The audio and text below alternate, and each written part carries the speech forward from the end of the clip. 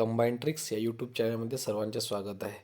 विद्यार्थ्यांनो, आधुनिक भारताचा इतिहास यातील चॅप्टर नंबर 2 आज आपण घेणार आहोत. विद्यार्थ्यांनो, ही आपली एक नवीन सिरीज आहे. या सिरीजमध्ये आपण आधुनिक भारताचा इतिहास यामधील जवळपास 1707 पासून ते आधुनिक कालखंडापर्यंत आपण घेणार आहोत. तर हे यासाठी महत्त्वाचं आहे. ज्यांना माहीत असेल की BL ग्रोव्हर आणि NK बेल्लेकर यांचं जे हे पुस्तक आहे, या पुस्तकामध्ये बरीच अशी अथांग अशी माहिती आहे. ही माहिती आपल्याला MPSC, UPSC तसेच कंबाईन ह्या तीनही आणि तसेच अदर एक्झामसाठी आपल्याला या उपयोगी पडतील. तर हे पुस्तक करणं खूप महत्त्वाचं आहे. तुम्ही जर पुस्तकांची लिस्ट बघितली असेल की या MPSCसाठी किंवा UPSCसाठी कोणती स्टडी करायचं, तर त्यामध्ये हे नाव नक्कीच आलं असेल. यामध्ये भरपूर अशी डीपमध्ये माहिती दिलेली आहे. यामुळे काय होईल, तुमचे कॉन्सेप्ट खूप जास्त क्लिअर होतील. म्हणजे एखाद्या गोष्टीचं तुम्हाला मुळापासून ती गोष्ट माहीत होईल. कारण कोणतीही गोष्ट जोपर्यंत मुळापासून माहीत होणार नाही, तोपर्यंत आपल्याला त्या बरोबरच्या गोष्टी ज्या आहेत त्या तितक्या सहज सोप्या भाषेत कळणार नाही. ठीक आहे, चला तर मग सुरू करूया. प्रारंभिक पेशव्यांचे कार्य. पेशवा बाळाजी विश्वनाथ 1713 ते 1720. शाहूचे चरित्र. शाहू छत्रपती संभाजीचा मुलगा होता. त्याचा जन्म रायगडखाली माणगावजवळ गंगावली येथे 18 मे 1862 रोजी झाला. त्यावेळी संभाजी व औरंगजेब संघर्ष सुरू होता. हळूहळू हा संघर्ष तीव्र होत गेला आणि अखेर 1889 मध्ये संभाजी मुघलांच्या हातात सापडला. त्याला औरंगजेबाने अतिशय क्रूरपणे ठार केले. ह्याच सुमारास मराठा राज्याची राजधानी असलेला रायगड मुघलांच्या हाती आला. अनेक महत्त्वाची माणसे कैद करण्यात आली. त्यात शाहू व त्याची आई येसूबाई ह्या महत्त्वाची माणसे कैद करण्यात आली. संभाजी मारला गेल्यावर त्याचा लहान भाऊ राजाराम छत्रपती बनला. त्याच्या नेतृत्वाखाली मराठ्यांनी औरंगजेबाशी जोरदार संघर्ष सुरू केला. राजारामच्या मृत्यूनंतर 1700 त्याचा मुलगा शिवाजी द्वितीय छत्रपती बनला. तो अल्पवयीन असल्याने राज्याची पूर्ण सूत्रे त्याची आई ताराबाईच्या हाती होती. ताराबाईने स्वतंत्र लढ्याचे समर्थ नेतृत्व करून मुघलांच्या तोंडचे पाणी पळवले. ह्या सर्व काळात शाहू औरंगजेबाचा कैदी होता. त्याला आपल्या स्वभावाप्रमाणे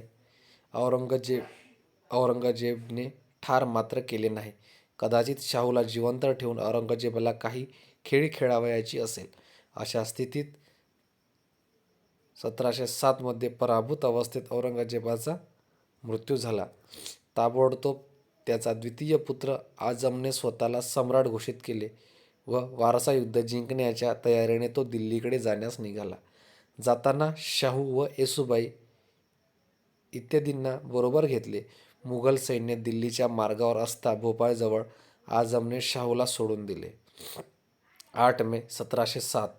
कदाचित मराठ्यांमध्ये फुटीचे बीज पेरण्याचा त्याचा इरादा असावा. आपल्या परिस्थितीची पूर्ण कल्पना असलेला शाहू हळूहळू दक्षिणेकडे गेला. दक्षिणेकडे येत असताना आपल्या छत्रपतीपदाचा न्यायहक्क मिळावा यासाठी आपणास मदत करावी अशी पत्रे त्याने मराठा सरदारांना लिहिली.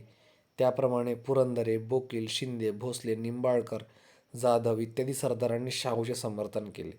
ताराबाईने मात्र शाहूच्या ह्या मागणीला कडाडून विरोध केला. एवढेच नव्हे तर प्रसंग पडल्यास संघर्षाची तयारी चालवली. ताराबाईजवळ धनाजी जाधवसारखा पराक्रमी, मुरब्बी व गनिमी काव्याचा तज्ज्ञ सेनापती असल्याने तिची बाजू अतिशय भक्कम होती. अशा ह्या अडचणीच्या प्रसंगी शाहूला ज्यांनी मदत केली त्यात बाळाजी विश्वनाथचे नाव महत्त्वाचे आहे. बाळाजी विश्वनाथचे चरित्र. बाळाजी विश्वनाथचे भट घराणे महाराष्ट्राच्या पश्चिम किनाऱ्यावरील श्रीवर्धनचे होय. हा प्रदेश जंजिऱ्याच्या सिद्धीच्या अधिकारात होता. सिद्धी काहींच्या मते सय्यद शब्दाचा अपभ्रंश. मूळचे आफ्रिकेतील ॲबिसिनियाचे हबशी होत. अनेक वर्षापूर्वी त्यांनी अहमदनगर राज्यात चाकरी पत्करली, पण ते राज्य मुघलांनी घेतल्यावर सिद्धींनी पश्चिम किनाऱ्यावर आपली सत्ता निर्माण केली. जंजिऱ्याचा अभेद्य किल्ला त्याचे मुख्य केंद्र होते. शक्तिशाली आरमाराच्या सहाय्याने ते समुद्रात चाचेगिरी करत. तसेच किनाऱ्यावरील प्रदेशात पुसून नाना प्रकारचे अत्याचार करीत सिद्धींना लगाम घालण्याचे काम मराठा आरमार प्रमुख आंग्रे करत. त्यांचे मुख्य केंद्र कुलाबा होते. सिद्धीच्या जाचामुळे बाळाजी मराठा प्रदेशात आला. शिवाजींच्या वेळी बाळाजी काय करत होता याची निश्चित माहिती नाही. रामचंद्रपंत अमात्याकडे काही काळ बाळाजी विश्वनाथने हिशोबाचे कार्य केले. तसेच धनाजी जाधवाकडेही नोकरी केली. साधारणतः 1655 नंतर बाळाजी पुण्याचा अधिकारी बनला. पुढे त्याच्याकडे दौलताबादचीही जबाबदारी सोपविण्यात आली. याच सुमारास औरंगाबादच्या ताब्यातील शाहूशी बाळाजी विश्वनाथचा संपर्क आला. शाहूला छत्रपतीपद. शाहू व ताराबाई यांच्यात संघर्ष होणार असे चिन्हे दिसताच शाहूचा समर्थक बनलेल्या बाळाजी विश्वनाथने फार महत्त्वाची कामगिरी बजावली. त्याने ताराबाईचा सेनापती धनाजी जाधव व एक शूर सरदार खंडू बल्लाळ यांना गुप्तपणे शाहूच्या पक्षात आणले. परिणामी पुण्याजवळ भीमा नदीच्या काठी शाहू व ताराबाई यांच्यात झालेल्या खेडच्या लढाईत 12 ऑक्टोबर 1707 शाहूला जय मिळाला. त्यामुळे शाहूने राजधानी सातारा येथे स्वतःला छत्रपती म्हणून राज्याभिषेक केला. मात्र ताराबाईने कोल्हापूर येथे दुसऱ्या गादीची स्थापना करून शिवाजी द्वितीय हाच छत्रपती आहे असे घोषित केले. बाळाजीतर्फे बंडखोरांचा पाडाव.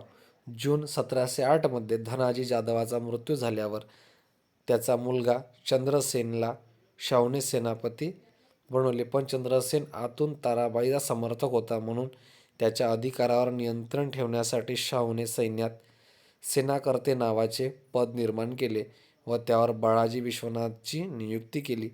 परिणामी संतप्त झालेल्या चंद्रसेन जाधवने शाहूविरुद्ध बंड पुकारले व इतरही सरदारांना तसे करण्यास चिथावणी दिली.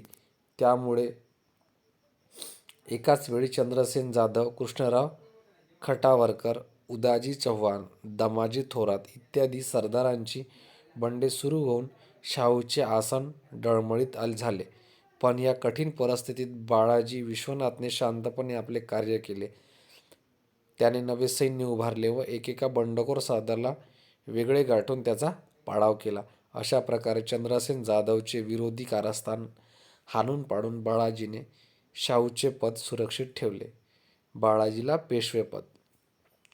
चंद्रसेन जाधवांच्या चिथावणीमुळे मराठा नौदल प्रमुख कान्होजी आंग्रे यांनीही शाहूविरुद्ध बंड केले. कान्होजी म्हणजे जबरदस्त आसामी होती. डोळ्यात तेल घालून तो पश्चिम किनारपट्टीचे संरक्षण करीत. सिद्धी, पोर्तुगीज, इंग्रज ह्या परकीय सत्ता कान्होजीला वचकून होत्या म्हणून त्यांच्या बंदोबस्तीसाठी जबाबदारी शाहूने पेशवा भैरोपंत पिंगळे ह्याच्याकडे सोपवली. परंतु पेशवा स्वतःच पराभूत झाला.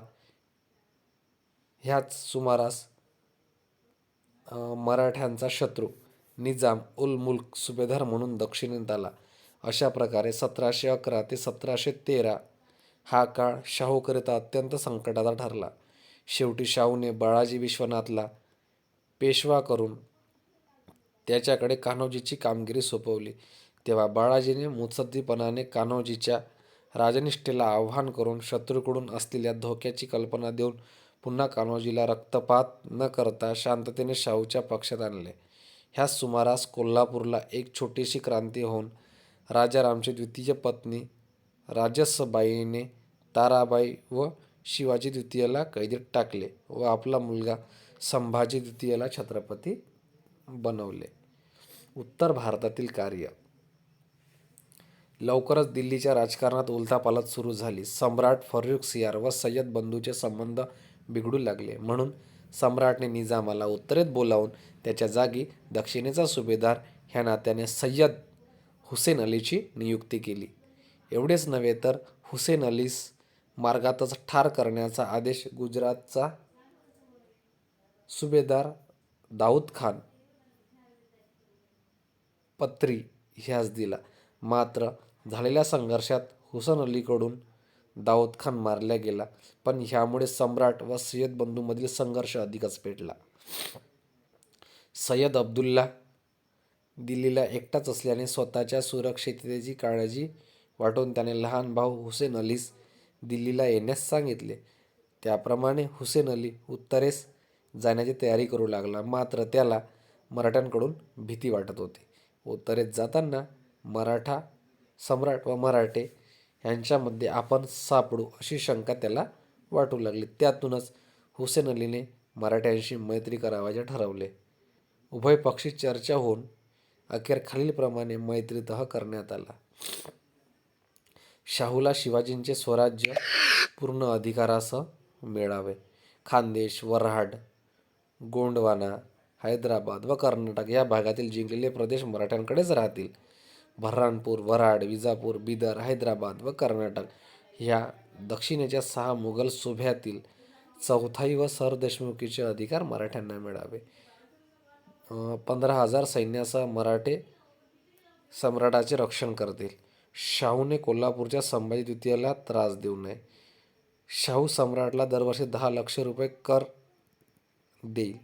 दिल्लीला असलेल्या येसुबाई इत्यादींची सुटका करण्यात येईल.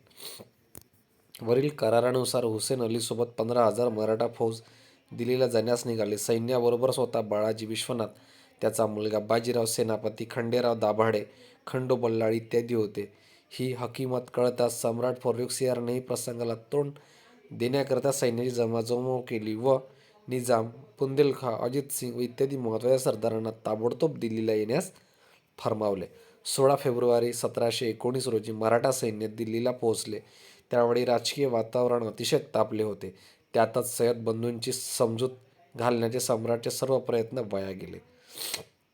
परस्पर उग्र वार्तालाप होऊन त्यांचा शेवट एका छोट्याशा क्रांतीत झाला. आपल्या विरोधकांना ठार करून सय्यद बंधूंनी सम्राट फर्रुख सिंहाला पकडले व तुरुंगात टाकले. त्यानंतर एकामागोमाग एक रफीउद्दरजत व रफीउद्दौला यांना गादीवर बसवल्यावर शेवटी मुहम्मद शहाला सम्राट बनविण्यात आले. दिल्लीच्या तख्त्याला बदल नवे नव्हते, पण ह्या वेळेच्या घटनेने अनन्यसाधारण महत्त्व म्हणजे ह्या तख्तापालट मराठ्यांच्या मदतीने झाला. यानंतर मार्च 1719 मध्ये चौथाई, सरदेशमुखी व स्वराज्याच्या सनदा मराठ्यांना देण्यात आल्या. येसुबाई वगैरेंची सुटका झाली. कार्यसिद्धी झाल्याने मराठे दक्षिणेत यावयास निघाले. मराठ्यांना मिळालेला सनदा म्हणजे मराठा राज्याचे मॅग्ना कार्टा होत, असे मत सर रिचर्ड टेम्पल यांनी व्यक्त केले आहे. बाळाजी विश्वनाथच्या कार्याचे मूल्यमापन. बाळाजींची शेवटची मोहीम कोल्हापूर विरुद्धची होती. 2 एप्रिल 1720 रोजी पुण्याजवळ असलेल्या पुरंदरच्या पायथ्याशी सासवड येथे वयाच्या 60व्या वर्षी बाळाजी विश्वनाथचा मृत्यू झाला.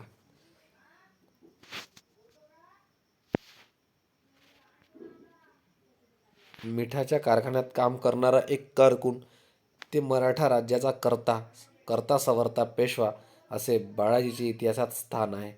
शाहूचा पक्ष न्याय्य आहे अशी खात्री पटल्यावर बाळाजी विश्वनाथ आजन्म शाहूशी एकनिष्ठ राहिला.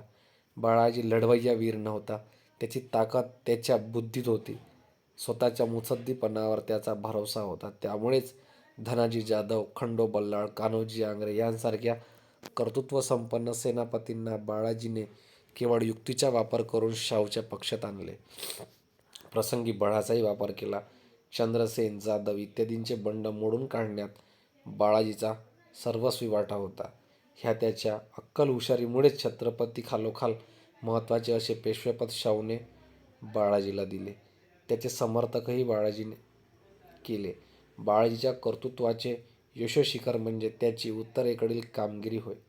ह्या बाबतीत मिळालेल्या संधीचे बाळाजीने सोने केले असे म्हणता येईल. मराठी साम्राट गृहयुद्धाच्या दुष्टचक्रात अडकले होते. त्यातून त्यांना बाहेर काढणे व त्यांच्या पराक्रमाला वाव मिळवून देणे हा उत्तरेच्या राजकारणात भाग घेण्यामागील बाळाजीचा उद्देश होता. तो पूर्ण सफल झाला. उत्तरेच्या ह्या मोहिमेमुळे मराठ्यांना राज्यविस्ताराची आकांक्षा निर्माण झाली. दक्षिणेच्या 6 सुभ्यातील चौथाई व सरदेशमुखीचे अधिकार मराठ्यांना आर्थिकपेक्षा राजकीयदृष्ट्या अधिक लाभप्रद ठरले.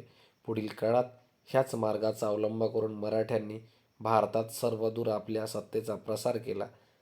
सारांश: शाहूला छत्रपती बनविले. शाहूच्या मार्गातील अडसर दूर करणे, शाहूला वैधानिकता मिळवून देणे व मराठा सत्तेच्या प्रसाराचा पाया घालणे ह्या बाळाजी विश्वनाथच्या ऐतिहासिक मोलाच्या भरीव कामगिरीमुळेच त्याच्या मृत्यूनंतरही पेशवेपद त्याच घराण्यात कायम राहिले. बाळाजी विश्वनाथ संबंधी विद्वानांनी व्यक्त केलेली निवडक मते पुढीलप्रमाणे आहेत. Sir Richard temple.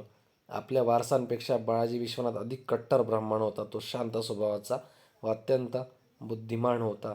दुसऱ्याच्या कोरड्या व्यवहाराला तो स्वतःच्या गोड व्यवहाराने जिंकत असे. हिशेब व मुत्सद्दीपणात बाळाजी अद्वितीय होता. स्वतःच्या राजकीय भाग्याने तो अनेकदा संकटाच्या खाईत सापडला. मृत्यूच्या छायेत वावरला, पण लगेच भाग्यचक्र अनुकूल बनून त्याला पाहिजे तशी संधी मिळवली. स्वतःच्या मुत्सद्दीपणात तो यशस्वी ठरला आणि आपल्या आयुष्याच्या शेवटी त्याला पक्की जाणीव होती की मुस्लिम राज्याच्या अवशेषांवर आपण एका हिंदू राज्याची प्रतिष्ठापना केली आहे व ह्या राज्याची सत्ता वंशपरंपरागत आपल्याकडे आली आहे.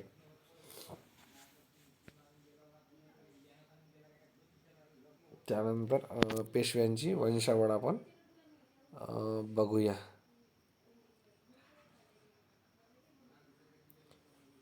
सर्वात आधी बाळाजी विश्वनाथ, त्यानंतर बाजीराव प्रथम.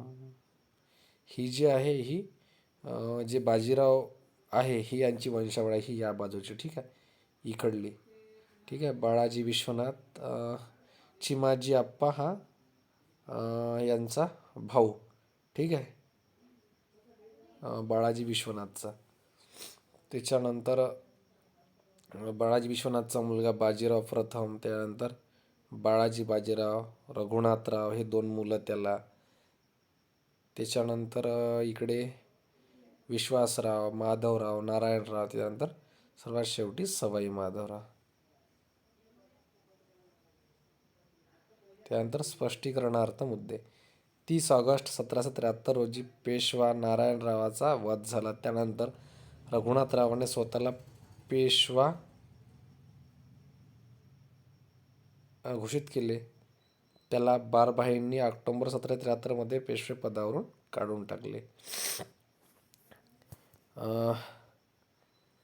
ऑक्टोबर 1773 ते मे 1774 पर्यंत राज्याला पेशवा नव्हता.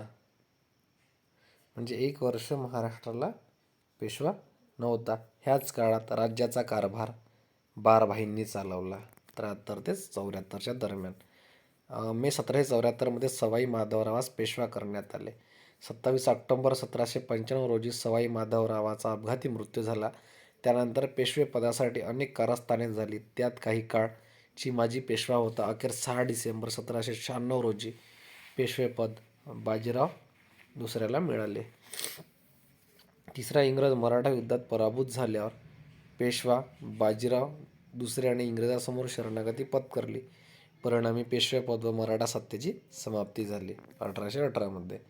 बाजीराव दुसऱ्याचा दत्तक पुत्र धोंडोपंत होय हा नानासाहेब पेशवा ह्या नावाने प्रसिद्ध आहे.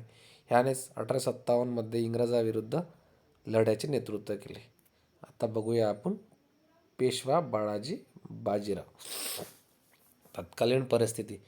पेशवा बाळाजी विश्वनाथच्या मृत्यूनंतर शाहूने बाळाजीचा मोठा मुलगा विसाजी उर्फ बाजीराव ह्यास पेशवा बनवले. 17 एप्रिल 1720 ह्याच इतिहासात बाजीराव प्रथम किंवा थोरला बाजीराव म्हणून प्रसिद्ध आहे. पेशवेपद मिळाले त्यावेळी बाजीरावचे वय 19 वर्ष होते. मात्र त्याच्यासमोर अनेक आव्हाने होती. त्याच वर्षी दक्षिणेत पुन्हा आलेला निजाम मराठ्यांना डोकेदुखी ठरला. त्याने दक्षिण सुभ्याचे मराठ्यांना मिळालेले चौथाई सरदेशमुखीचे अधिकार शाहूला देण्यास नाकारले. उलट मराठ्यांमध्ये फूट पाडण्यासाठी कोल्हापूरच्या संभाजी द्वितीयाचे समर्थन केले. पश्चिम किनाऱ्यावरील सिद्धी पोर्तुगीज मराठ्यांचे शत्रू होते. या अडचणीवर मात करून त्याने घालून दिलेल्या आदर्शावर पुढे पाऊल टाकणे व संपूर्ण भारतात मराठा सत्तेचा प्रसार करणे बाजीरावचे ध्येय होते. वय कमी असले तरी बाजीराव तीव्र बुद्धिमत्तेचा होता. अद्वितीय घोडेस्वार म्हणून त्याचा नावलौकिक होता. नेतृत्वाचे गुण त्याच्यात जन्मजात होते. परकीयांना भारतातून घालवून देण्याची वेळ आलेली आहे. मुघल साम्राज्याच्या वटलेल्या वृक्षाच्या बुंध्यावर आघात केला म्हणजे फांद्या आपोआप पडतील व मराठ्यांचे राज्य कृष्णा ते अटकेपर्यंत पसरेल. ह्या आपल्या विचाराने बाजीरावने शाहूला प्रभावित केले. आपली निवड अचूक ठरली याचा शाहूला आनंद झाला. बोलल्याप्रमाणे बाजीराव कर्तृत्व गाजविल्याशिवाय राहणार नाही ह्याबद्दल शाहूला तीळ मात्र संशय नव्हता. म्हणूनच त्याने बाजीरावचे समर्थन करून त्याच्या वीरवृत्तीला उत्तेजन दिले. जुन्या सरदारांचा आपल्याला विरोध आहे ह्याची पूर्ण कल्पना असलेल्या बाजीरावने शिंदे, होळकर, रेटरेकर, पुरंदरे, पवार अशी नवी तरुण रक्ताई सरदार मंडळी तयार केली. समोरासमोर लढण्यापेक्षा बाजीराव गनिमी कावा पद्धतीने लढत असे, कारण मराठा तोफखाना कमकुवत आहे आणि मुघलांसमोर तो टिकणार नाही याची त्याला जाणीव होती. बाजीरावला त्याच्या प्रत्येक कार्यात त्याचा लहान भाऊ चिमाजी आप्पाची पूर्ण साथ होती. बाजीरावचे आणखी एक मुत्सद्दीपणाचे धोरण म्हणजे हिंदू पादशाहीचा केलेला पुरस्कार होय. त्यामुळे भारतातील इतर हिंदू राज्ये आपल्याला मदत करतील, निदान आपल्या कार्यात अडथळा आणणार नाहीत अशी बाजीरावाची धारणा होती. निजामाला धडा शिकवला. 1720 निजाम पुन्हा दक्षिणेच्या सुभेदारीवर आला. आपल्याबरोबर त्याने एका बाजूला कोल्हापूरच्या संभाजी द्वितीयाला चिथावणी दिली, त्यामुळे संभाजीने स्वतःला छत्रपती घोषित केले. दुसऱ्या बाजूने निजामाने घोषणा केली की मराठ्यामध्ये 2 छत्रपती आहेत, त्यामुळे दक्षिण सुभेतील चौथाई सरदेशमुखीचे अधिकार कोणाला द्यावे. अशा स्थितीत निजामाची भेट घेऊन त्याला समजावण्याचा बाजीरावने प्रयत्न केला, पण या कार्यात त्याला यश मिळाले नाही. उलट 1725 ते 1726 बाजीराव कर्नाटकात असता निजाम संभाजी जोडीने शाहूला त्रस्त करणे सुरू केले. त्याला साथ देण्यासाठी चंद्रसेन जाधव, त्र्यंबकराव दाभाडे, उदाजी चव्हाण इत्यादी मंडळी होती. संभाजी तर पुणे प्रदेशात सनदाही वाटू लागला. परिस्थिती चिघळू लागल्याचे पाहून शाहूने बाजीरावास कर्नाटकात बोलावून घेतले. ह्यावेळी मात्र बाजीरावने समजित्याचे धोरण न ठेवता मनगटाच्या बळावर निजामाला धडा शिकवण्याचे ठरवले. त्यामुळे परस्पर संघर्ष सुरू झाला. अखेर औरंगाबादजवळ पालखेड येथे बाजीरावने निजामाला कोंडीत पकडले. म्हणून शरणागती पत्करून निजामाने बाजीराव बरोबर पुढीलप्रमाणे मुंगी शेवग्याचा तह केला.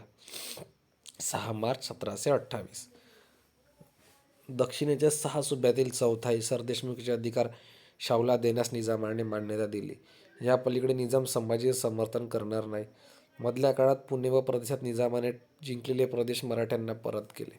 युद्धकैदीची मुक्तता करावी. बाजीरावचा निजामावरील विजय अतिशय महत्त्वाचा ठरला. त्यामुळे दक्षिण भारतात मराठे निसंशय श्रेष्ठ व शक्तिशाली बनले. आता उत्तरेच्या राजकारणात भाग घेण्याची मोकळीक बाजीरावला मिळाली. निजामासारख्या मुघल साम्राज्यातील सर्वात बलाढ्य मानल्या गेलेल्या शत्रूला सहज नमविल्याने सर्वत्र बाजीरावची प्रतिष्ठा वाढली. समझोत्यापेक्षा तलवारीनेच धोरण योग्य हे सिद्ध झाले. महत्त्वाची गोष्ट म्हणजे निजामच पराभूत झाल्याने संभाजी एकाएकी पडला. अखेर त्याने वाराण्याचा तह करून शाहूच्या मांडलिकत्वाखाली राहण्याचे मान्य केले. शाहूने त्याला उदार अंतकरणाने क्षमा करून वाराणेचा खोरे, त्याच्या दक्षिणेकडील काही प्रदेश व कर्नाटकातील काही प्रदेश जहागीर म्हणून दिली. शाहूची फार मोठी समस्या दूर झाली. गुजरात, माळवा व बुंदेलखंडचा विजय. भारताचा युरोप व आफ्रिकेशी होणारा व्यापार गुजरातमधून होत असे. गुजरात त्यावेळी समृद्ध प्रदेश होता. स्वातंत्र्य युद्धाच्या काळात औरंगजेबाला प्रतिशह देण्यासाठी मराठ्यांनी मुघल प्रदेशावर हल्ले सुरू केले. त्यात गुजरातही होता. पुढे मराठ्यांनी तेथून चौथाई वसूल करणे सुरू केले, पण त्याला गुजरातचे मुघल सुभेदार विरोध करीत. म्हणून बाजीरावने गुजरातमध्ये फौजा पाठवल्या. त्यात झालेल्या संघर्षात मुघल सुभेदार सर बुंदेलखान पराभूत झाल्याने त्याने मराठ्यांचे चौथाई व सरदेशमुखीचे अधिकार मान्य केले. मात्र ह्या प्रकरणातून पेशवा व सेनापती संघर्ष निर्माण झाला. सेनापती खंडेराव दाभाडेकडे गुजरातची व्यवस्था होती. त्याला वरील घटना आपल्या अधिकार क्षेत्रात अतिक्रमण वाढले. 1729 मध्ये खंडेरावाचा मृत्यू झाल्यावर त्याचा मुलगा त्र्यंबकराव यास सेनापती बनविण्यात आले. पण त्र्यंबकरावने निजाम, महंमद, बंगश इत्यादी बाजीरावाच्या विरोधकांची संधान बांधून पेशव्याविरुद्ध फार मोठे कारस्थान चालविले. त्याची ही राज्यहितविरोधी प्रवृत्ती पाहून बाजीरावने शस्त्र उपसले. त्यावेळी झालेल्या खटाईच्या लढाईत सेनापती त्र्यंबकराव दाभाडे मारला गेला. पेशव्याने सेनापतीला पराभूत करणे व ठार मारणे ह्या गोष्टी अनाकलनीय वाटत असल्या तरी राज्यहितासमोर कोणतीही व्यक्ती गौण ठरते. ह्यानंतर बाजीरावला कोणीही अंतर्गत प्रतिस्पर्धी उरला नाही. उत्तर व दक्षिण भारतातील आव्हान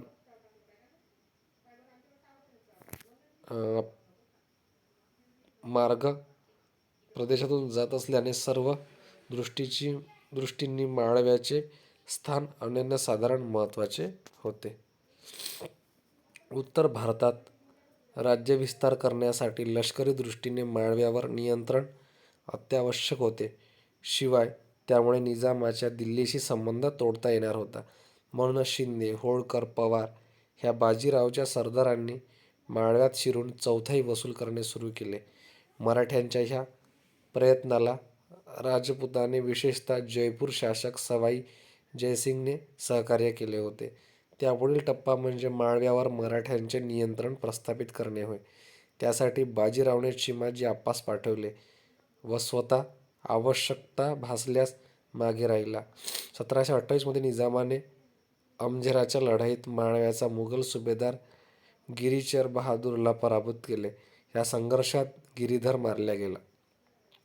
त्यामुळे माळव्यावर मराठा नियंत्रण प्रस्थापित झाले. ह्याच सुमारास बुंदेलखंडमध्ये समस्या निर्माण झाली. शूर बुंदेल यांनी औरंगजेबाला जबरदस्त टक्कर दिली होती. बुंदेलखंड अलाहाबादच्या मुघल सुभ्यात असला तरी प्रत्यक्षात तेथे छत्रसाल बुंदेल शासन करीत होता. मात्र 1728 मध्ये अलाहाबादचा सुभेदार झालेल्या महंमद बंगशने बुंदेलखंडावर हल्ला चढवला. त्यात वयोवृद्ध छत्रसाल पराभूत होऊन जैतापूरच्या किल्ल्यात अडकला. तेव्हा त्याने बाजीरावला मदत मागितली. त्यानुसार बाजीरावने बुंदेलखंडात धाव घेऊन महंमद बंगशची रसद तोडली व त्याला शरणागती पत्करावयास लावले. शरणागती छत्रसालची मुक्तता झाली. ह्या कामगिरीवर खुश होऊन छत्रसालने बाजीरावला बुंदेलखंडातील सागर, झाशी, कल्पी इत्यादी दिले. ह्याचा बाजीरावला खूप फायदा झाला. कारण बुंदेलखंड दिल्लीला जवळ असल्याने बाजीरावने आपल्या मिळालेल्या प्रदेशात मराठ्यांची शक्तिशाली लष्करी केंद्रे उभारली. तेथून चौबाजूला नजर ठेवणे सोयीचे होते. दिल्लीवर आक्रमण. निजामाला वठणीवर आणल्यानंतर तसेच माळवा व बुंदेलखंडात पाय ठेवायला मराठ्यांना जागा मिळाल्यानंतर बाजीराव आपल्या मूळ उद्योगाला लागला. फांद्या तोडीत बसण्यापेक्षा बुंध्यावर आघात करणे ह्या आपल्या धोरणानुसार त्याने दिल्लीलाच सेवा देण्याचे ठरविले. त्याआधी बाजीरावने निजामाची भेट घेऊन त्याच्याकडून आश्वासन घेतले की बाजीरावच्या उत्तर मोहिमेत निजाम तटस्थ राहील. नंतर बाजीरावने राजपूत राजांशी सलोख्याचे संबंध प्रस्थापित करून उत्तर स्वारीत त्याचा अडथळा होणार नाही याची काळजी घेतली. पाहता पाहता मराठा फौजा चंबळपर्यंत जाऊन पोचल्या. तेथून बाजीरावने काही सैन्य मल्हारराव होळकर यांच्या नेतृत्वात दुआबमध्ये पाठविले. अवधचा सुभेदार सादतखां ह्याला गुंतवून ठेवणे बाजीरावचे उद्दिष्ट होते.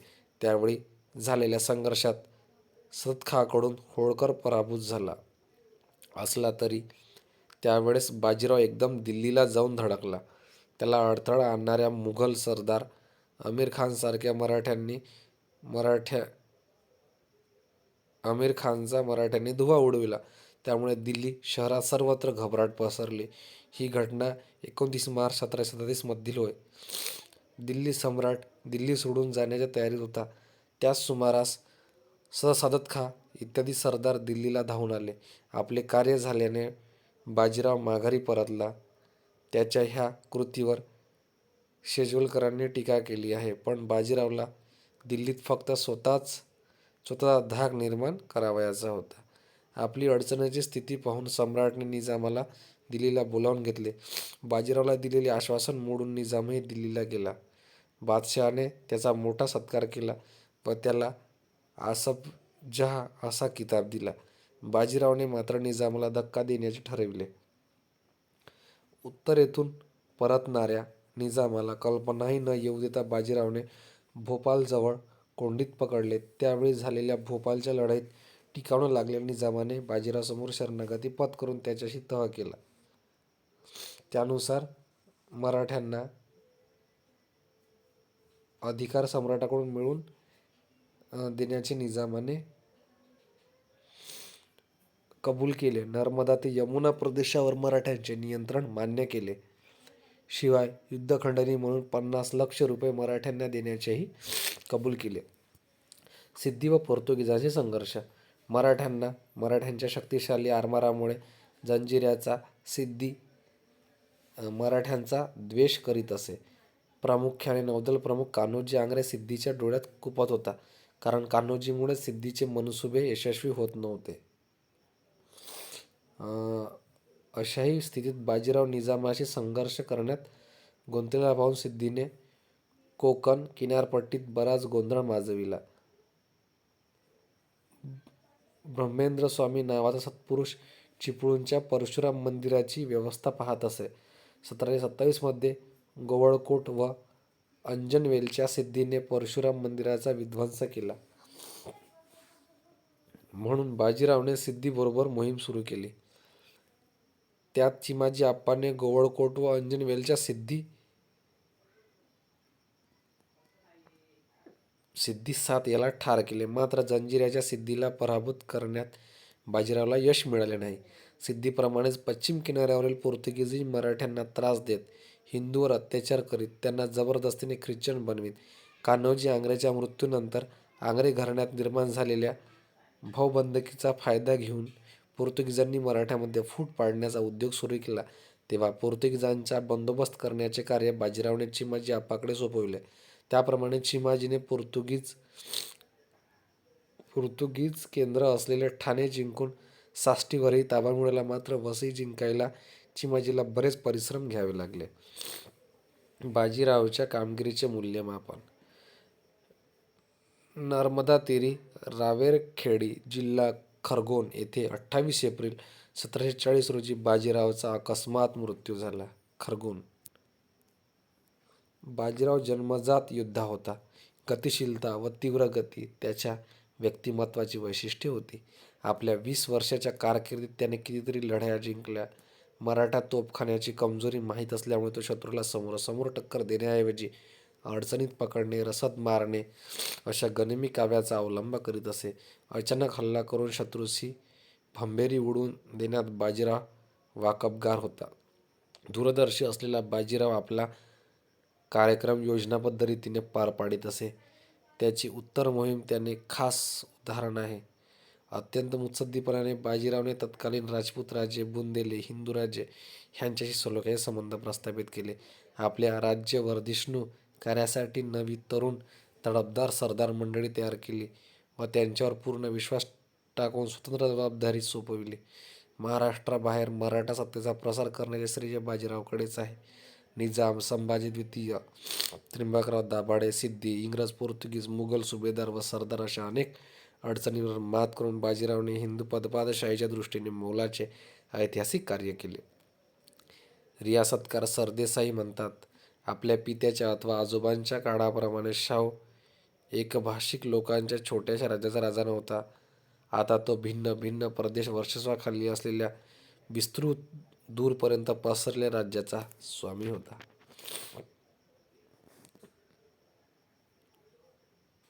पेशवा बाळाजी बाजीराव.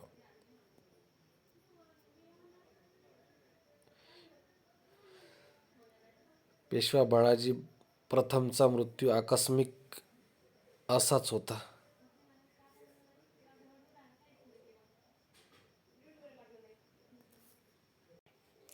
त्यानंतर शाहूने बाजीरावचा मोठा मुलगा बाळाजी ह्या पेशव्याची जागा दिली. पेशवेपदाचा वंश परंपरागत बनले होते, पण तेवढेच अत्यंत महत्त्वाचे बनले होते. बाजीरावने आपली कारकीर्द केलेली विजयी लढ्यामुळे मराठा सत्तेचा प्रसार भारतात दूरवरपर्यंत होऊन मराठ्यांचा सर्वत्र दबदबा निर्माण झाला होता. आपल्या ह्या तेजस्वी कार्याने बाजीराव मराठा राज्याचा वास्तविक शासक बनला होता. त्यामुळेच पेशवे पदावर असलेल्या बाळाजीची जबाबदारी अधिकच वाढली. त्याला पित्याच्याही पुढे जाणे, अधिकाधिक मराठा सत्तेचा प्रसार व विकास घडवून आणणे क्रमप्राप्त होते.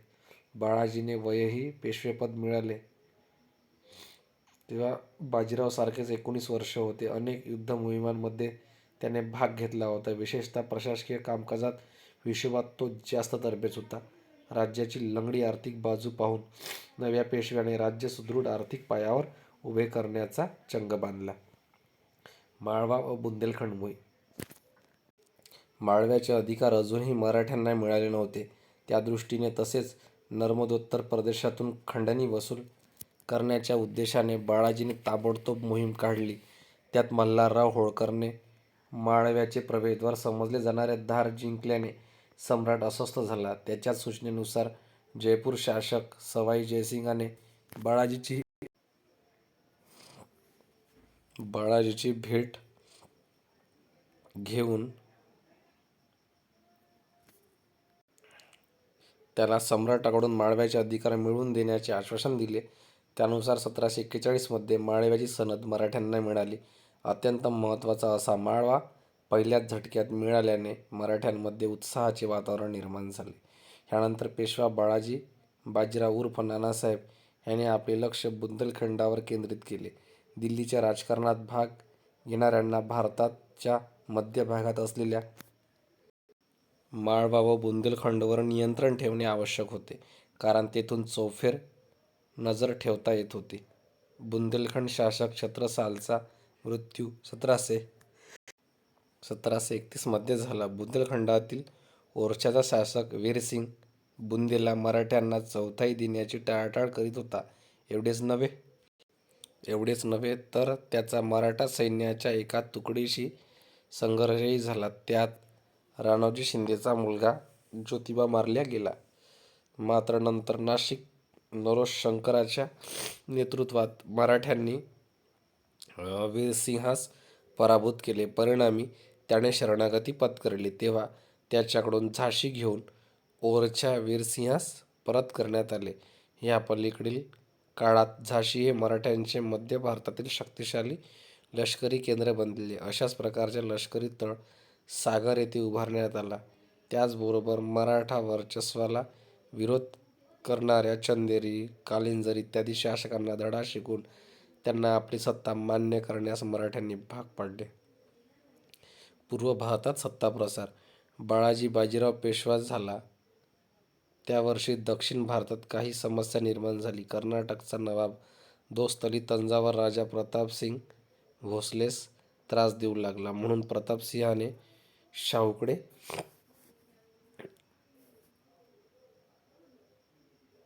मदत मागितली. पेशवा ह्यावेळी माळवा मोहिमेत व्यस्त असल्याने दक्षिण भारताची जबाबदारी शाहूने रघोजी भोसलेकडे सोपविली. रघोजीने नवाब दोस्त अलीला पराभूत करून ठार मारले. कर्नाटकातील ह्या यशस्वी कामगिरीमुळे रघोजी भोसलेची प्रतिष्ठा वाढली. ह्या मोहिमेनंतर रघोजीने बंगालवर स्वारी करण्याचे ठरविले. बंगालमध्ये सुरू असलेल्या अंतर्गत संघर्षाचा फायदा घेऊन तेथे मराठा सत्तेचा प्रसार करणे रघोजीचे उद्दिष्ट होते. बंगालचा मुघल सुभेदार सरफराज खान यास ठार करून अलिवर्दी खान बंगाल प्रांताचा स्वतंत्र नवाब बनला. त्याला विरोध करण्याचे ठरवून मीर हबीब नावाच्या सरदाराने रघोजीला मदत मागितली. त्यानुसार रघोजीने आपला मंत्री भास्करराव कोल्हटकर यास पाठवले. पण या स्वारीत मराठ्यांना फारसे यश मिळाले नाही. म्हणून 1742 मध्ये स्वतः रघोजी बंगालमध्ये गेला. त्यावर अलिवर्दी खानाने पेशव्याला मदत मागितली. इथूनच पेशवा व रघोजी भोसले यांचे बिनसायला प्रारंभ झाला. तेव्हा शाहूने समझोता घडवून आणला. वऱ्हाडच्या पूर्वेकडील प्रदेश रघोजीचे कार्यक्षेत्र राहील असा निर्णय दिला. त्यानुसार बंगालची चौथाई वसूल करण्यासाठी भास्करराव कोल्हटकर पुन्हा तेथे गेला.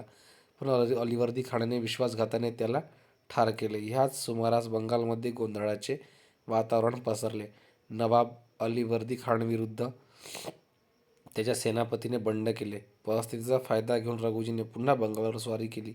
अखेर अलिवर्दी खानाने रघोजीशी तह करून बंगालच्या चौथाई पोटी भोसल्यांना दरवर्षी 12 लाख रुपये देण्याचे कबूल केले. निजामाशी संघर्ष. मे 1748 मध्ये निजाम उल मुल्क मृत्यू पावला. त्यानंतर त्याच्या मुलामध्ये सत्ता संघर्ष सुरू झाला. त्यात हैदराबादच्या गादीवर बसलेल्या सलाबतजंगला फ्रेंचांनी मदत होती. प्रसिद्ध फ्रेंच सेनापती बुसी त्याच्या मदतीला होता. सत्ता हस्तगत केल्यावर सलाबतजंगने पेशव्याशी करार करून त्याला काही रक्कम देण्याचे कबूल केले. त्याऐवजी पेशव्याने हैदराबादच्या सत्ता संघर्षात तटस्थ राहावे असे ठरले. प्रत्यक्षात मात्र उरलेली रक्कम न मिळाल्याने बाळाजी बाजीरावने सलाबतजंग विरुद्ध शस्त्र उपसले. परस्पर चकमकी होण्यास प्रारंभ झाला. फ्रेंचांजवळ आधुनिक तोफखाना असल्याने बुसी विजयी मिळेलच या गुरमीत होता. अशा स्थितीत औरंगाबादजवळ मराठ्यांनी सलाबतजंग व बुसीला अडचणीत पकडले. परिणामी शरणागती पत्करून सलाबतजंगने मराठ्यांशी भालकीची तह केला. ह्या तहानुसार हैदराबाद राज्यातील वराड व खानदेश मराठ्यांना मिळाले.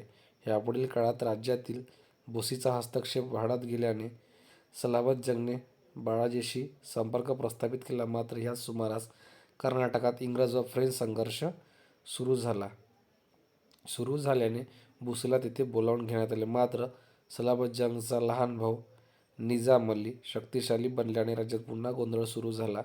संधीचा फायदा घेत पेशव्याने आपला चुलत भाऊ सदाशिवराव भाऊस चिमाजी आप्पाचा मुलगा निजाम विरुद्ध पाठवले. सोबत पेशव्याचा मोठा मुलगा विश्वासराव होता. शिवाय इब्राहिम खान गारदीच्या नेतृत्वात तोफखाना होता. मराठ्यांच्या ह्या सैन्याला निजाम अलीने जोरदार प्रतिकार केला. तेव्हा झालेल्या उदगीरच्या लढाईत निजाम अली पराभूत होऊन मराठ्यांशी तह करण्यास बाध्य झाला. तहानुसार मराठ्यांना 60 लाख रुपये वार्षिक उत्पन्नाचा प्रदेश मिळाला. शिवाय निजामाच्या राज्यातील दौलताबाद, बऱ्हाणपूर, विजापूर अशी महत्त्वाची शहरे मराठ्यांना मिळाली.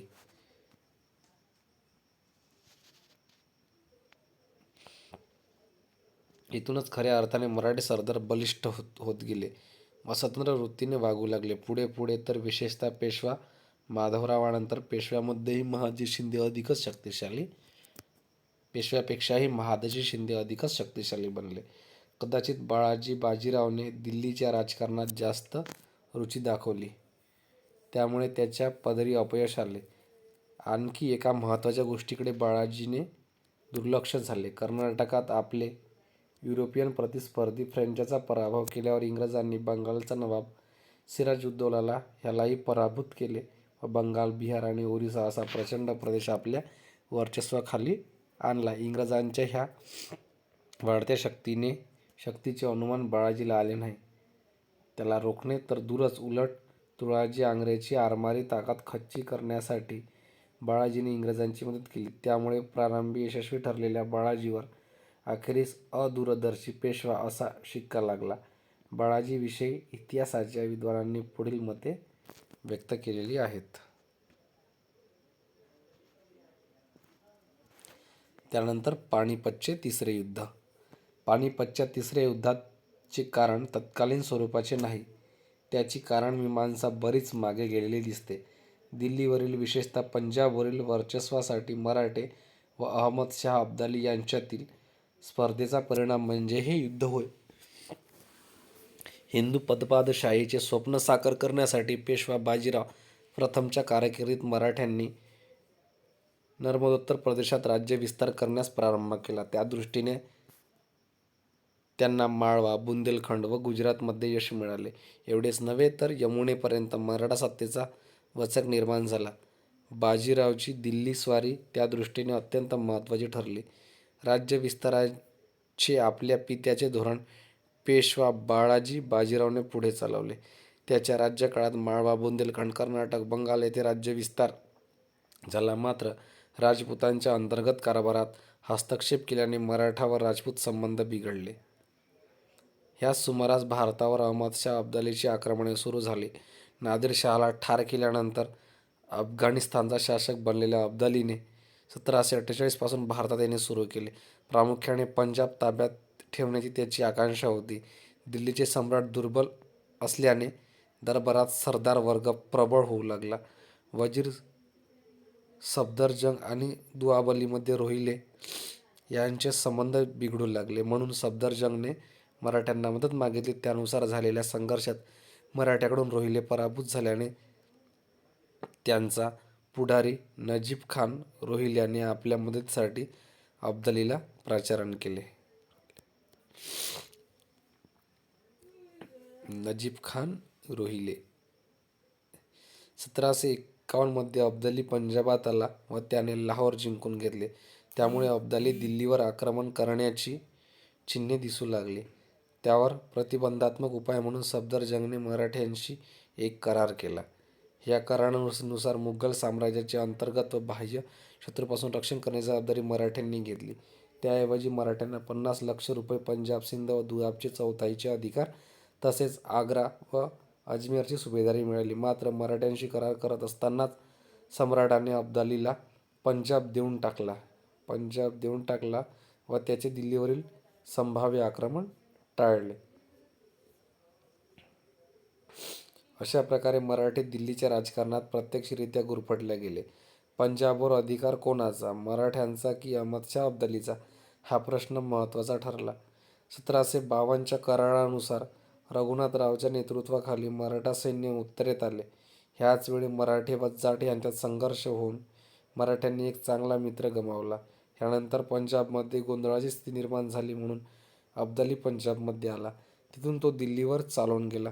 ह्यावेळी त्याच्या सैनिकांनी दिल्लीत जाळपोळ, लुटालूट, अत्याचार असे प्रकार केले. जवळच्या मथुरा, वृंदावन, गोकुळ येथेही अत्याचार झाले. या सर्व ठिकाणी हिंदूंची भयानक कत्तल होऊन हिंदू मंदिराचा प्रचंड विध्वंस करण्यात आला. त्यानंतर अब्दालीच्या सैन्यात कॉलेराची साथ पसरल्याने तो अफगाणिस्तानात निघून गेला. जाताना नजीब खान रोहिल्यास मीरबक्षी बनविले. ही सर्व हकीकत कळाल्याने विशेषतः पुन्हा मराठा वर्चस्व प्रस्थापित करण्यासाठी पेशवा बाळाजी बाजीरावने रघुनाथरावाला उत्तरेत पाठविले. लवकरच मराठ्यांनी दिल्लीवर ताबा मिळवला. नजीब खान रोहिल्यास पकडण्यात आले, पण मल्हारराव होळकराने मध्यस्थी केल्याने रघुनाथरावाने नजीबला क्षमा केली.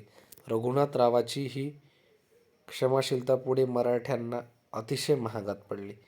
दिल्ली जिंकल्यावर मराठ्यांनी कुंजपुरा, सरहिंद व लाहोर घेऊन पंजाबवर नियंत्रण प्रस्थापित केले व थेट अटकेपर्यंत मजल मारली. मात्र लवकरच रघुनाथराव दक्षिणेत परतला.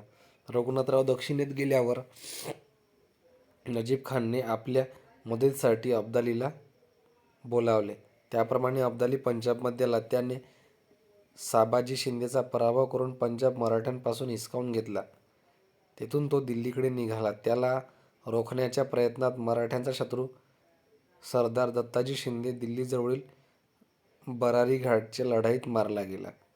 पानिपतच्या मैदानावर पंजाब व दिल्ली प्रदेशावरील मराठ्यांचे नियंत्रण संपुष्टात आल्याची तसेच दत्ताजी शिंदे पकडल्याची बातमी कळताच परिस्थिती सावरून धरण्यासाठी पेशवा बाळाजीने एक विशाल सैन्य उत्तरेत पाठविले.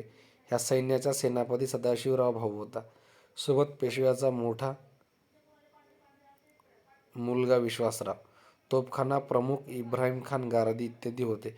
उत्तरेत गेल्यावर ह्या सैन्याला होळकर व शिंदे येऊन मिळाले. ऑगस्ट 1760 मध्ये मराठ्यांनी पुन्हा दिल्ली जिंकून घेतली. तेथून पंजाबवर वर्चस्व निर्माण करण्यासाठी मराठा सैन्य यमुनेच्या किनाऱ्याकडे उत्तर दिशेने निघाले. पलीकडील तीरावरून अब्दाली लक्ष ठेवून होता. ऑक्टोबरमध्ये मराठ्यांनी कुंजपुरा जिंकून घेतले. ह्या संधीचा फायदा घेऊन अब्दाली नदी ओलांडून अलीकडील तीरावर आला. अशा प्रकारे मराठा सैन्य व दिल्ली ह्यामध्ये अब्दालीचे सैन्य आले. परिणामी मराठ्यांचा दिल्लीशी संपर्क तुटला.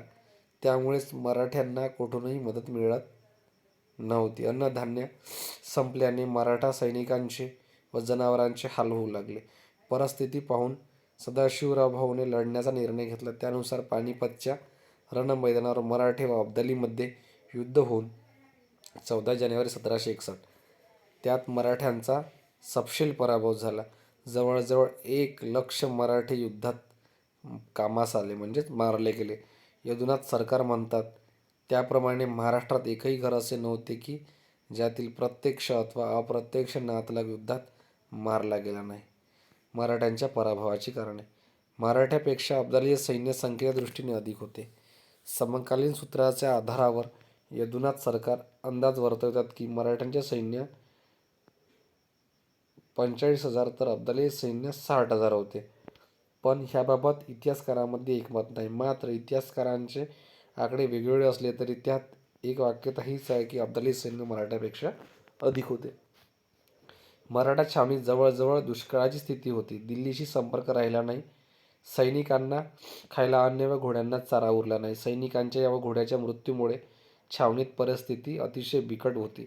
13 जानेवारीला लष्करी अधिकारी व सैनिक सदाशिवराव भाऊला भेटले व त्याला विनंती केली की 2 दिवसापासून आम्हाला अन्नाचा कणही मिळाला नाही. 2 रुपये प्रति शेरप्रमाणेही धान्य उपलब्ध होत नाही. भुकेने मरण्यापेक्षा शत्रूशी 2 हात करून आम्ही भाग्य आजमावतो. मराठा सैनिक त्या काळात जणू काही हवेवरच जगत होते. त्यामुळेच भाऊला युद्ध करण्याचा निर्णय घ्यावा लागला. स्वतः अब्दाली मात्र रोहिल्यांच्या संपर्कात असल्याने त्याच्या सैन्याला व्यवस्थितरित्या रसद पुरवठा होत होता. मराठ्यांच्या उत्तर भारतातील सतत आक्रमणामुळे तेथील शासक जनता मराठ्यावर नाराज होते. राजपुतांच्या अंतर्गत कारभारात हस्तक्षेप केल्यामुळे त्यांच्यापासून खंडण्या वसूल करण्याचा सपाटा चालविल्याने मराठ्यांबद्दल राजपुतांमध्ये चिडीची भावना होती. मराठे व जाट संबंध दुरावले होते.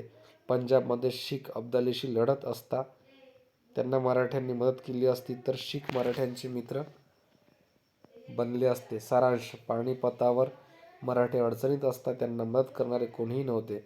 परिणामी हा संघर्ष मराठ्यांना स्वतःच्या असल्या नसल्या ताकदीवर लढावा लागला. ह्याउलट उत्तर भारतातील सर्व मुस्लिम ताकद अब्दालीच्या पाठीशी होती. नाही म्हणावयास अवधचा नवाब शुजा-उद-दौला मराठ्यांबद्दल सहानुभूती ठेवून होता. पण त्याच्या धार्मिक भावनांना आवाहन करून अब्दालीने शुजाला मराठ्यांपासून दूर ठेवले. मराठा सरदारांमधील परस्पर स्पर्धा, द्वेष यामुळे मराठा सैन्य एकजिनसी नव्हते. शिंदे व होळकर यांच्यात शत्रुत्वाची भावना होती.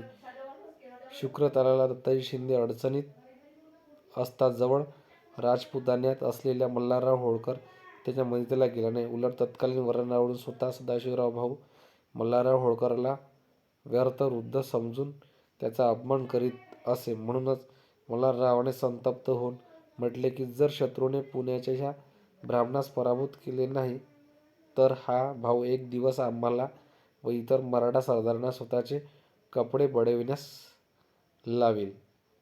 कदाचित म्हणूनच प्रत्यक्ष संग्राम सुरू झाल्यावर रागरंग पाहून मल्हाररावाने लढाईतून स्वतःची फौज काढून घेतली. मराठ्यांची मुख्य शस्त्रे भाले व तलवारी ही होती. शिवाय इब्राहिम खान गार्दीचा नेतृत्वात चांगला तोफखाना होता. पण भाऊने सैन्यरचना बदलविल्याने ह्या तोफखान्याचा उपयोग झाला नाही. मराठ्यांजवळ कोणतीही राखीव फौज नव्हती. ह्या तुलनेत अब्दालीचे सैन्य संघटन चांगले होते. स्वतः अब्दाली योग्य सेनापती होता व अनेक लढायांचा त्याला अनुभव होता. अनुशासन व तयारी ह्या दोन्ही दृष्टीने अफगाण सैन्य मराठा सैन्यापेक्षा सरस होते. अब्दालीच्या सैन्यात बंदूकधान्याचे दल होते आणि ते चपळ अशा उंटावरून अब्दालीने राखीव म्हणून ठेवले होते. ह्या लढाईचा एक साक्षीदार काशिराज पंडित मराठ्यांच्या पराभवाला भाऊ जबाबदार आहे असे म्हणतो. भाऊ घमेंडी व आपल्या शक्तीचा दुरुपयोग करणारा होता. त्याने महत्त्वपूर्ण बैठकीत मल्हारराव होळकरांसारख्या ज्येष्ठ व अनुभवी व्यक्तीचे येणे बंद केले व स्वतःच्या मर्जीने सर्व व्यवहार सुरू केला. सूरजमल जाटने भाऊला सल्ला दिला की मराठा सरदारांमधील बायका मुलांना तसेच अवजड सामान, तोफा व ऐश्वर्यपूर्ण सामग्रीला इथे झाशी किंवा ग्वाल्हेरला ठेवावे. सूरजमल म्हणाला, इतर भारतीय सैन्याच्या तुलनेत आपले सैन्य अधिक शीघ्रगामी आहे, परंतु दुराणीचे आपल्यापेक्षाही अधिक आहे. मल्हाररावचे मतही अशाच प्रकारचे होते की अवजड तोफखाना आणि सैन्याला अनुरूप होता, पण मराठ्यांचा भर गनिमी काव्याच्या युद्धात आहे. ज्या पद्धतीशी आपण अधिक परिचित आहोत त्याच पद्धतीचा अवलंब करावा. भाऊला असाही सल्ला दिला गेला की पावसाळ्यापर्यंत युद्ध लांबवावे म्हणजे अब्दालीला परत फिरणे भाग पडेल. परंतु भाऊने कुणाचेही ऐकले नाही. त्यामुळे सूरजमल जाट मराठ्यांना सोडून निघून गेला. अशा प्रकारे एका ब्राह्मण सेनापतीचा अहंकार व अनाठायी आत्मविश्वास मराठ्यांच्या पराभवाचे मुख्य कारण आहे. अब्दाली त्यावेळी आशियातील सर्वोत्कृष्ट सेनापती होता. खरे तर तोच नादिर शहाचा वास्तविक वारस होता. आपल्या समृद्ध अनुभवाचा, युद्धनीतीचा व डावपेचांचा योग्य वापर करून त्याने मराठ्यांवर मात केली.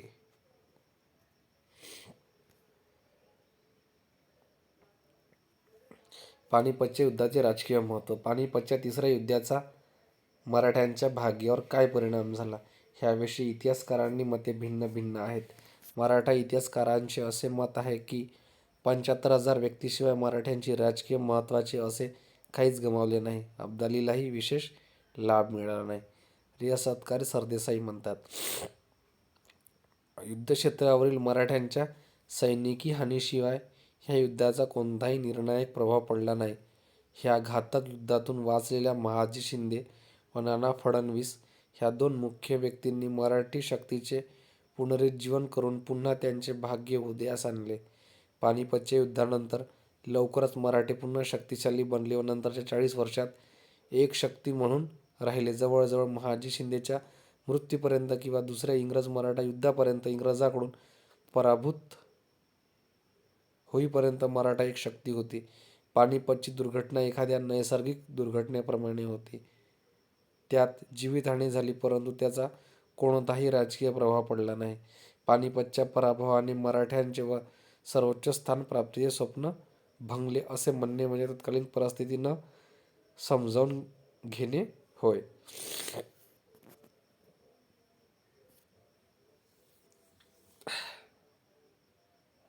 पानिपतच्या युद्धाने निश्चितच राजकीयदृष्ट्या मराठ्यांच्या प्रतिष्ठेला जबर धक्का दिला.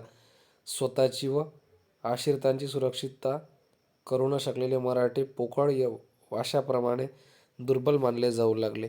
संपूर्ण भारतावर सत्ता प्रस्थापित करण्याचे त्यांचे स्वप्न भंग पावले. 1772 आणि 1789 मध्ये त्यांनी मुघल सम्राटाला संरक्षण दिले हे खरे आहे, पण पंजाब व मुलतान प्राप्त करण्याचा किंवा सीमेचे रक्षण करण्याचा प्रयत्न मराठ्यांनी पुन्हा केला नाही. ह्या युद्धाविषयी सिडनी ओवेन म्हणतात, ह्यामुळे काही काळ मराठा शक्ती नष्टभ्रष्ट झाली. ही शक्ती समाप्त झाली नसली तरी तिची इतकी वाताहत झाली की तिला सुप्तावस्थेत स्वरूप आले आणि ती जेव्हा जागृत झाली त्यावेळी तिच्याशी सामना करण्यास इंग्रज सिद्ध झाले होते. एवढेच नव्हे तर इंग्रजांनी मराठ्यांना पराभूत करून ती शक्ती नेहमी करिताच समाप्त केली. अशा प्रकारे ह्या युद्धात इंग्रज उदयाचा मार्ग सुकर केला. सरदेसाई म्हणतात, ही वैशिष्ट्यपूर्ण आहे की ज्यावेळी ऐतिहासिक कुरुक्षेत्राच्या रणभूमीवर दोन शक्ती मराठी आणि मुसलमान आपल्या जीवन मरणाचा संघर्ष करीत होते, त्याचवेळी भारतातील इंग्रजी साम्राज्याचा संस्थापक क्लाईव्ह भारतात इंग्रजी राज्याचा संभाव्यतेबद्दल इंग्लंडचा प्रधानमंत्री लॉर्ड चॅथम ह्याच्याशी चर्चा करण्यासाठी इंग्लंडला चालला होता. अप्रत्यक्षरित्या पानिपतच्या युद्धाने भारतातील सर्वोच्च स्थानासाठी एक नवा प्रतिस्पर्धी निर्माण केला. खरे तर ह्या युद्धाचा हा सरळ परिणाम होता व त्याने भारतीय इतिहासाला एक नवे वळण दिले होते. विद्यार्थी मित्रांनो, आजच्या पुरतं एवढंच. या पुढचा नवीन भाग घेऊन भेटूया पुढच्या लेक्चरमध्ये. धन्यवाद विद्यार्थ्यांना.